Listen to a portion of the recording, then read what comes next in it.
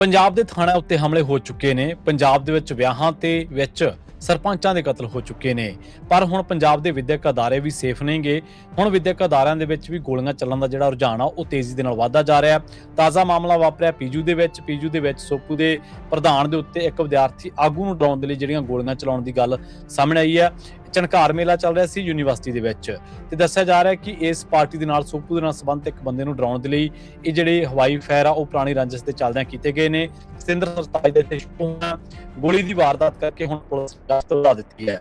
ਇਹ ਵੀ ਪਤਾ ਲੱਗਿਆ ਕਿ ਸੋਪੂ ਆਗੂ ਜਿਹੜਾ ਉਹ ਪੰਜਾਬੀ ਗਾਇਕ ਮਨਕੀਰ ਤੌਲਖ ਦਾ ਸ਼ੋਅ ਕਰਵਾਉਣਾ ਚਾਹੁੰਦਾ ਸੀ ਅਤੇ ਕਈ ਦਿਨਾਂ ਤੋਂ ਪੰਜਾਬ ਯੂਨੀਵਰਸਿਟੀ ਚੰਡੀਗੜ੍ਹ ਨੂੰ ਪ੍ਰਸ਼ਾਸਨ ਨੂੰ ਉਹ ਮਿਲ ਵੀ ਰਿਹਾ ਸੀ। ਦੂਜੇ ਪਾਸੇ ਪੁਲਿਸ ਨੇ ਦੱਸਿਆ ਕਿ ਗੋਲੀਆਂ ਚਲਾਉਣ ਵਾਲਿਆਂ ਨੂੰ ਜਲਦੀ ਜਿਹੜੇ ਆ ਉਹ ਆਪਾਂ ਕਾਬੂ ਕਰ ਲਾਂਗੇ। ਚੰਡੀਗੜ੍ਹ ਦੀ ਐਸਐਸਪੀ ਹੈ ਕਮਰਦੀਪ ਕੌਰ, ਉਹਨਾਂ ਨੇ ਕਿਹਾ ਕਿ ਪੁਲਿਸ ਨੇ ਮੌਕੇ ਤੋਂ 2 ਖੋਲ ਬਰਾਮਦ ਕੀਤੇ ਆ ਤੇ ਇਹ ਪਤਾ ਲੱਗਾ ਕਿ ਜਿਹੜੀਆਂ ਗੋਲੀਆਂ ਨੇ ਇਹ ਜਸ਼ਨਪ੍ਰੀਤ ਸਿੰਘ ਜਵੰਦਾ ਨਾਂ ਦੇ ਵਿਦਿਆਰਥੀ ਆਗੂ ਨੂੰ ਡਰਾਉਣ ਦੇ ਲਈ ਧਮਕਾਉਣ ਦੇ ਲਈ ਚਲਾਈਆਂ ਗਈਆਂ ਨੇ। ਅਜੇ ਤੱਕ ਕੋਈ ਸ਼ਿਕਾਇਤਕਰਤਾ ਅੱਗੇ ਨਹੀਂ ਆਇਆ। ਪੁਲਿਸ ਕੈਂਪਸ ਦੇ ਵਿੱਚ ਲੱਗੇ ਜਿਹੜੇ ਸੀਸੀਟੀਵੀ ਕੈਮਰੇ ਆ ਉਹਨਾਂ ਦੀ ਫੁਟੇਜ ਨੂੰ ਜਿਹੜੀ ਆ ਲਗਾਤਾਰ ਖੰਗਾਲ ਰਹੀ ਆ। ਸੋ ਇੱਥੋਂ ਪਤਾ ਲੱਗਦਾ ਕਿ ਪੰਜਾਬ ਜਾਂ ਹੋਰ ਉੱਚ ਜਿਹੜੇ ਵਿਦਿਅਕ ਅਦਾਰੇ ਨੇ ਉਹਨਾਂ ਦੇ ਵਿੱਚ ਜਿਹੜੇ ਵਿਚਰ ਰਹੇ ਵਿਦਿਆਰਥੀ ਆਗੂ ਨੇ ਉਹਨਾਂ ਦੇ ਨਾਲ ਵਿਦਿਆਰਥੀ ਚੋਣਾਂ ਦੇ ਵਿੱਚ ਤਾਂ ਕਹਿ ਲਓ ਕਿ ਕਈ ਥਾਵਾਂ ਤੇ ਆਪਾਂ ਦੇਖਦੇ ਹਾਂ ਕਿ ਹਿੰਸਾ ਵਾਪਰਦੀ ਹੈ, ਗੈਂਗਸਟਰਾਂ ਦੇ ਨਾਲ ਇਹ ਤੰਦ ਜੁੜਦੇ ਨੇ। ਪਰ ਹੁਣ ਵਿਦਿਅਕ ਅਦਾਰਿਆਂ ਦੇ ਉੱਤੇ ਗੋਲੀਆਂ ਚਲਾਉਣੀਆਂ ਕਿ ਇੰਨੀਆਂ ਸੌਖੀਆਂ ਹੋ ਚੁੱਕੀਆਂ ਨੇ। ਇਹ ਜਿਹੜੀਆਂ ਇਸ ਟਾਈਮ ਦੀਆਂ ਘਟਨਾਵਾਂ ਨੇ ਅਮਨ ਕਾਨੂੰਨ ਦੀ ਹਾਲਤ ਦੇ ਉੱਤੇ ਕਈ ਸਵਾਲ ਖੜੇ ਕਰਦੀਆਂ ਨੇ।